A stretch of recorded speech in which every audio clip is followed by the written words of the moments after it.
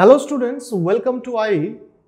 Today in this video, we are going to discuss about a numerical on the MOS capacitor which will relate you to the scaling factor. So what is the scaling factor first of all? Scaling factor का मतलब होता है कि जो मेरा MOSFET होंगे और जो NMOS होगा और PMOS होंगे उसका जो डायमेंशन होता है, जो चैनल लेंथ होता है, चैनल का विड्थ होता है, गेट को जो लेयर होते हैं उसका जो विड्थ होगा वो सारे को मुझे स्केल डाउन करना है और स्केल अप करना है. Either we will do the scale down or we will go for the scale up. So now in this numerical we will get a feel about the scaling parameter. Scaling parameter का मतलब होता है कि the amount of scaling that is done in the dimension of the MOSFETs. So now let us look at the numerical first. So numerical पे क्या लिखा है कि the ideal current voltage relation of an MOSFET is scaled by a constant K. मतलब जो MOSFETs होते हैं either it can be a NMOS or can a PMOS. So N और PMOS के अंदर जो मेरा ड्रेन कैरेक्टरिस्टिक्स होता है, मतलब ड्रेन वर्सेस जो VDS का रिलेशन होता है, वोल्टेज का कैरेक्टरिस्टिक्स होता है, उस कैरेक्टरिस्टिक्स को मैं आइडियल कैरेक्टरिस्टिक्स को मैं स्केल अप और स्केल डाउन करूंगा. और स्केलिंग क्या है मेरा factor? Scaling factor is constant K such that WL, W क्या है? With length of the channel, width of the channel, length of the channel, gate to source voltage, drain to source voltage, oxide capacitance and the threshold voltage changes to KL, K into W, K into VGS, K into VDS, COX divided by K, K into VT. Then the transconductance of the MOSFET will have increasing value, decreasing value, change, no change effect or can't be found. तो पहले आप ये numerical को समझ लेते हैं. Numerical में क्या किया गया है कि न्यूमेरिकल में पहला आपके पास एक MOSFET है. Suppose we have a MOSFET. I am not drawing the original diagram of a MOSFET. अब MOSFET के अंदर कौन सा पैरामीटर के बारे में बात किया गया है? तो W है, L है. सो W है, इसके पास सपोज W है, L है, VGS है gate to source voltage, VDS होगा और आपका है COX oxide capacitance and the threshold voltage. ये MOSFET का मेरा पैरामीटर्स है, MOS का पैरामीटर्स. तो इसके लिए मेरा क्या होंगे? एक करंट वोल्टेज रिलेशन होगा.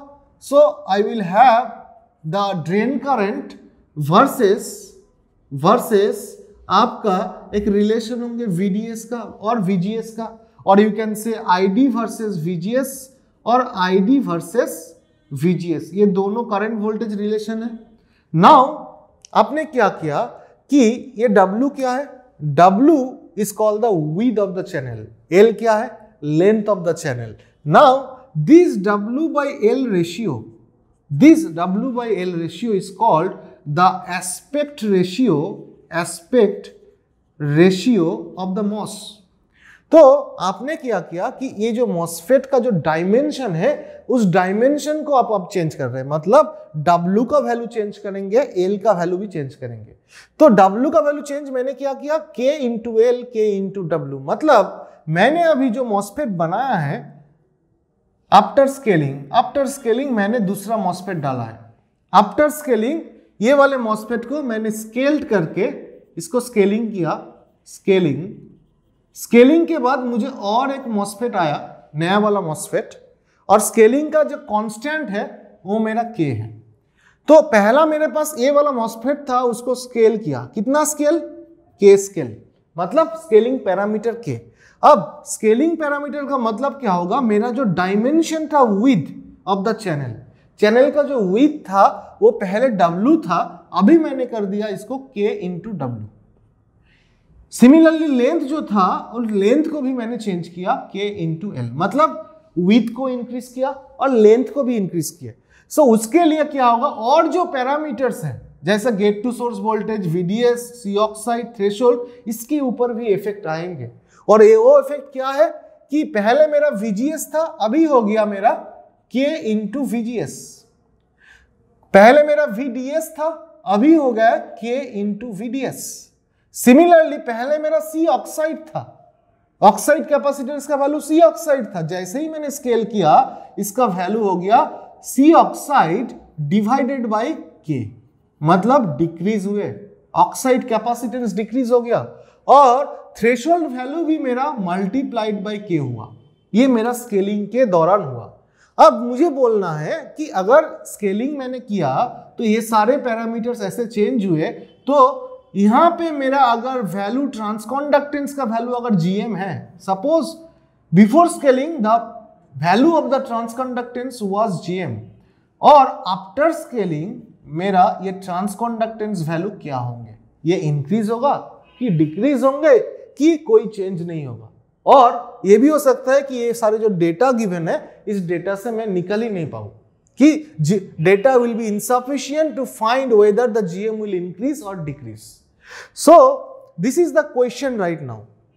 सो now what we need to find, अब देखिए क्या बोला गया है कि the ideal current voltage relationship. So ideal current voltage relationship जाने से पहले आपको ये जानना जरूरी है कि ये जो मॉसफेट होते हैं, ये मॉसफेट आपका P चैनल मॉसफेट है कि N चैनल मॉसफेट है। So if you look at the question, यहाँ पे कोई डेटा गिवन नहीं है, ऐसा कोई इंफॉर्मेशन ही नहीं है जहां पे आप बोल सकते हैं कि ये आपका N चैनल मॉसफेट है कि वो आपका P चैनल मॉसफेट है। So in such cases where there is no information about what type of channel is present in the MOSFET or the type of the MOSFET, then you have to understand, you have to by default take. What do you need to take? You need to take by default, we have to take N channel MOSFET, N channel MOS or NMOS। जब भी MOSFET के type आपके पास नहीं होगा question में, you have to take by default NMOS। और NMOS में substrate क्या होता है? NMOS में जो सबस्ट्रेट होंगे, that substrate will be always P type substrate होंगे। That means you need to take a MOS capacitor with P substrate, और you can say you have to take a N channel MOS. So now we by default will assume that our MOSFET is a N channel MOSFET. So ये पहला conclusion था, ये पहला step. तो मैंने क्या समझा कि N channel MOSFET है। अब N channel MOSFET के अंदर मेरा दो रीजन हो सकता है। एक होता है ID VDS कर्व में आइडियल करंट वोल्टेज कैरेक्टरिस्टिक्स के अंदर मेरा क्या होता है, दो रीजन होता है। एक होता है ऐसा कर्व होता है, यहाँ पे मेरा अगर ID होंगे, यहाँ पे अगर मेरा VDS है, so the curve will look like this. इस टाइप का कर्व होता है, एग्जैक्टली ऐसा नहीं होता है मगर इस टाइप का होता है। तो यहाँ पे जो कर्व होता है, that curve will have two reasons, एक रीजन आपका ये वाला और दूसरा रीजन आपका ये वाला। सो ये मेरा linear region है, ये मेरा saturation region है। So we know that in any MOSFET, whether it is a P type MOSFET, P channel MOSFET or a N channel MOSFET, आपका दो region होता है। First one is the linear region, second one is the saturation region. Now, अब दोनों region के अंदर मुझे दोनों अलग अलग current voltage equation होते हैं। So now first of all we will discuss about the linear region। तो लीनियर रीजन में क्या करंट वोल्टेज कैरेक्टरिस्टिक्स होंगे वो देखना है, और उसके बाद मुझे देखना है सैचुरेशन रीजन पे। अब देखो, so if we consider the linear region, if we consider the linear region of operation of this MOSFET, that is the N MOSFET, so what is the current voltage characteristics? You know the current voltage characteristics. The current voltage characteristics ID, what is ID? ID आपका ये drain current होता है, drain current is the ID। अब drain current में आपका जो ID होगा, that ID will be equals to आपका होता है half mu N COX। Mu N क्या होता है? Mu N is the mobility, COX is the oxide capacitance, और उसके साथ आपका होता है W/L रेशियो, और उसके साथ आपका होंगे VGS माइनस VT का होल स्क्वायर। VT क्या है? Threshold voltage. W/L क्या है? एस्पेक्ट रेशियो, मैंने यहां पे बोला था एस्पेक्ट रेशियो। अब उसके बाद क्या होते हैं? 1 plus lambda into VDS 1 plus lambda into VDS, ये वाला ही होता है. सो this is the current voltage characteristics of a n channel MOSFET in the linear region. We know that this is a well known equation. So now ये lambda क्या है? ये lambda आपका channel length modulation parameter है. Channel length modulation parameter. So this channel length modulation parameter के बारे में अगर इंफॉर्मेशन नहीं होगा, यहाँ पे कोई इंफॉर्मेशन है, यहाँ पे आप क्वेश्चन पे देखिए लैम्डा के बारे में कोई इंफॉर्मेशन यहाँ पे गिवन नहीं है. So whenever you will find a question where there is no information about the channel length modulation parameter, by default you have to take lambda equals to 0. जैसे मैंने यहाँ पे by default n channel MOSFET assume किए थे, तो आपको यहाँ पे भी by default आपको assume करना होगा कि आपका lambda 0 है. So that means by default मेरा lambda अभी 0 है, because there is no information given in this question about the lambda. Now if lambda equals to 0, what will be this equation? तो आपका जो इक्वेशन आपका आएगा ड्रेन करंट का, that will be half into mu n into COX into W by L, और यहाँ पे आपका VGS minus VT whole square सिर्फ, बिकॉज लैम्डा का 0 होगा तो ये 1 हो जाएंगे, तो सिर्फ ये वाला रहेगा. अब आपको क्या चाहिए? आपको चाहिए कि ट्रांसकंडक्टेंस में क्या चेंज हुआ है ड्यू टू द स्केलिंग. अब ट्रांसकंडक्टेंस का मतलब क्या होता है? ट्रांसकंडक्टेंस का मतलब होता है कि GM. If I denote the transconductance of the MOS, it is denoted by GM, which is nothing but change in the drain current del ID divided by change in the gate to source voltage. Gate to source voltage when आपका जो VDS है वो fixed और constant है. This is the definition of the transconductance. This is the definition of basic definition of transconductance. तो आपके पास ID equation है, यहाँ पे आपको GM चाहिए, तो क्या होगा? ये वाले ID इक्वेशन को आपको गेट टू सोर्स वोल्टेज से डेरिवेटिव करने पड़ेंगे, partial derivative, keeping the VDS that is drain to source voltage fixed. So let us do the derivative. So if we want to find the GM, we have to derivative this equation. तो यहाँ पे क्या है? पहला half है, तो पहला मेरा यहाँ पे हाफ, उसके बाद म्यू एन, तो म्यू एन ये सब कांस्टेंट है, COX ये भी कांस्टेंट है, W by L ये भी कांस्टेंट है, और VGS वैल्यू अब देखो इसको डेरिवेटिव करना है विथ रेस्पेक्ट टू VGS. सो क्या आएगा? ये 2 आ जाएंगे और VGS होगा सिर्फ. सो अल्टीमेटली आपका यहाँ पे 2 होंगे और इसके साथ गेट टू सोर्स वोल्टेज होंगे, थ्रेशोल्ड वोल्टेज तो नहीं आएगा. So now you can see that if I do the derivative, it will have 2 into VGS minus VT, यहाँ पे आएंगे. If I do the first derivative, so 2 यहाँ पे आएगा पावर, और VGS minus VT to the power 1 हो जाएंगे. So VGS minus VT to the power 1, और ये 2 कैंसिल आउट हो जाएगा.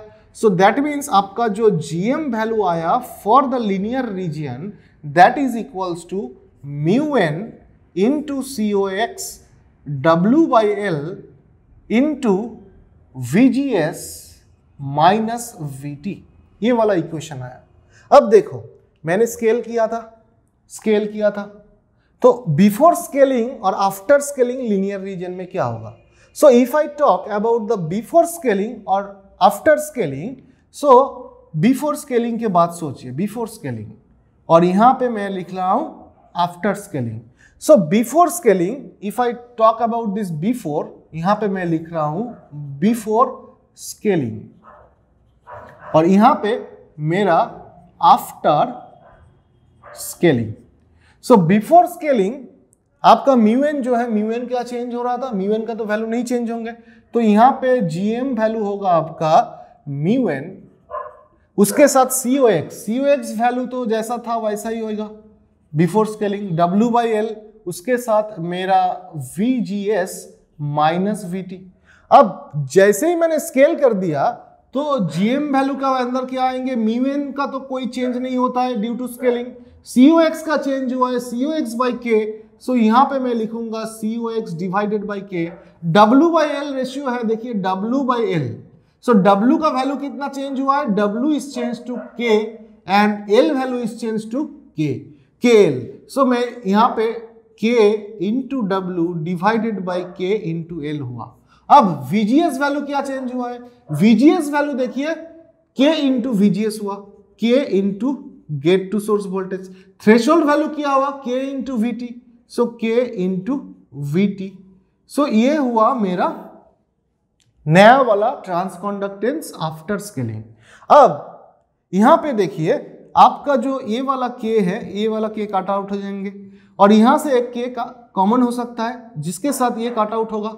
सो ये K काट आउट हो जाएंगे तो आपका जो नया वाला GM आया है after transconductance in the linear region, it will be mu N into COX into W/L into gate to source voltage minus threshold voltage. अब देखो ये जो मेरा इक्वेशन है और ये जो इक्वेशन है, it is before scaling transconductance value and this one is after scaling transconductance value, this is before scaling transconductance value, दोनों इक्वेशन सेम है।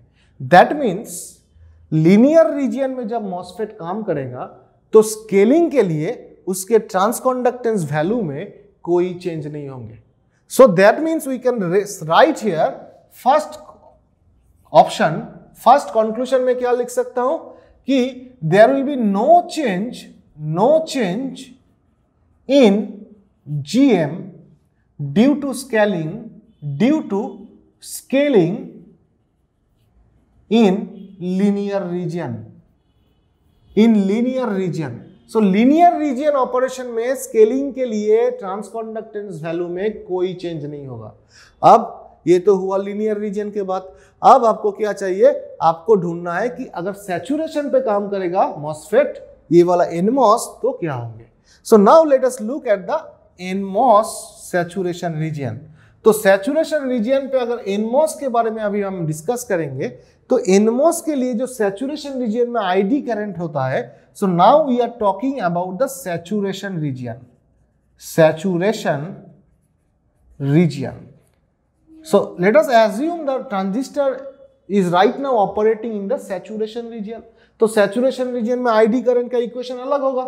So अलग क्या होता है कि ID का जो इक्वेशन होता है ID, so ID will be mu n COX into W/L, ये तो होता है mu n into CX W/L।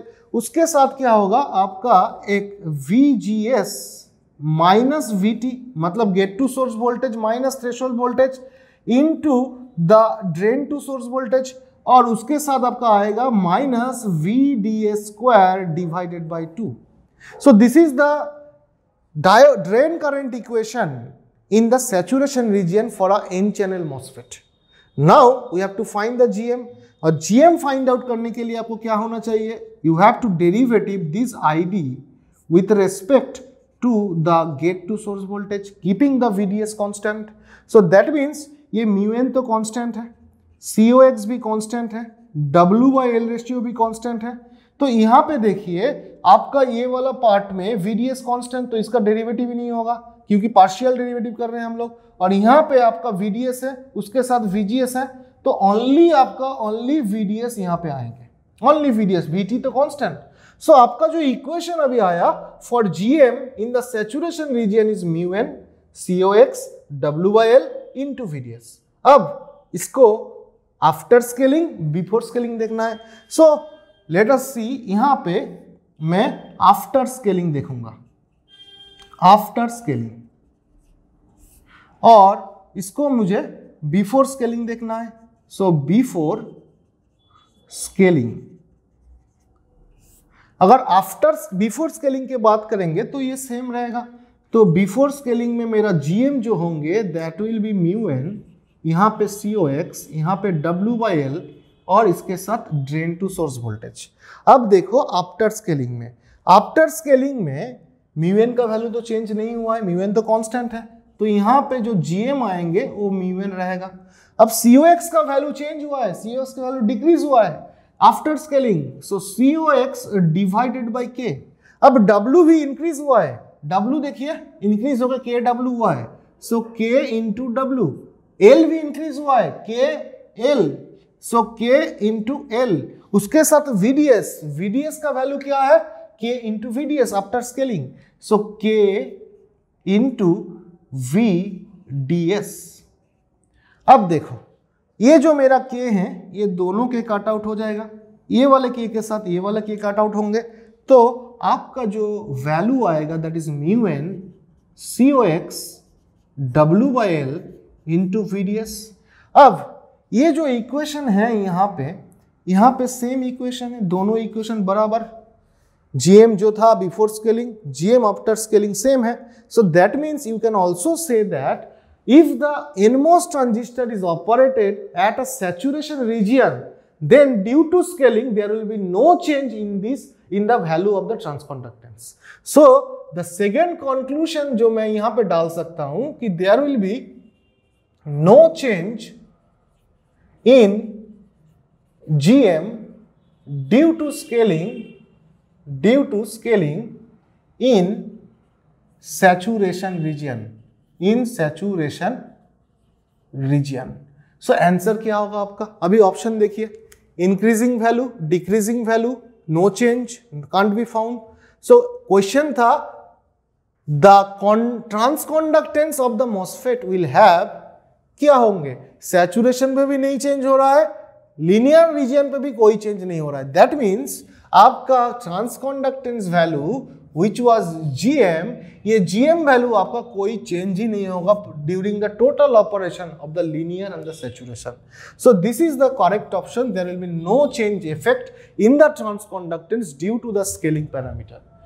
So you have seen how the scaling parameter affects the different parameters, or how the scaling affects the different parameters of the MOSFETs inside the MOSFET capacitors. So now hopefully you have understood the numericals, and if you want to watch so many more numericals on these MOSFETs, just subscribe this channel and like the videos, and thank you for watching the videos.